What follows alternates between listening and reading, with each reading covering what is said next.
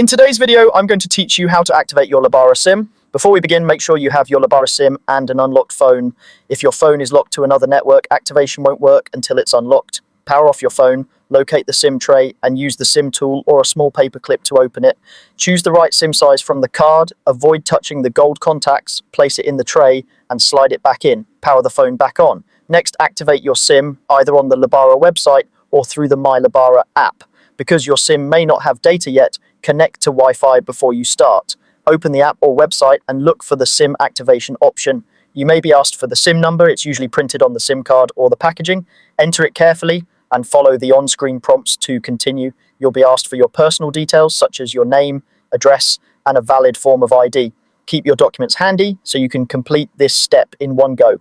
Make sure the details you enter match your ID exactly, as small mismatches can delay activation. If you're transferring an existing number, you may see an option to provide those details during this stage. If not, you can usually complete number transfer after activation through the app or your account. After your details are confirmed, you'll either make a top-up or choose a plan to switch on your service.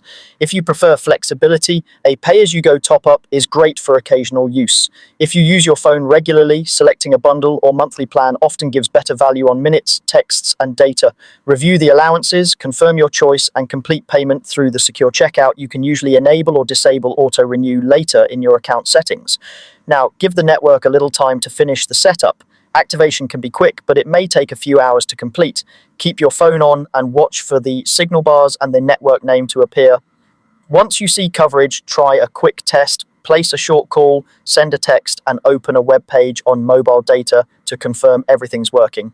If data seems off at first, toggle airplane mode or restart your phone to refresh the connection. Most devices pick up the correct settings automatically. If it still hasn't activated after several hours, check your account in the app or on the website and follow any guidance there. And that's it. Your Lebara SIM should now be ready for calls, texts, and data.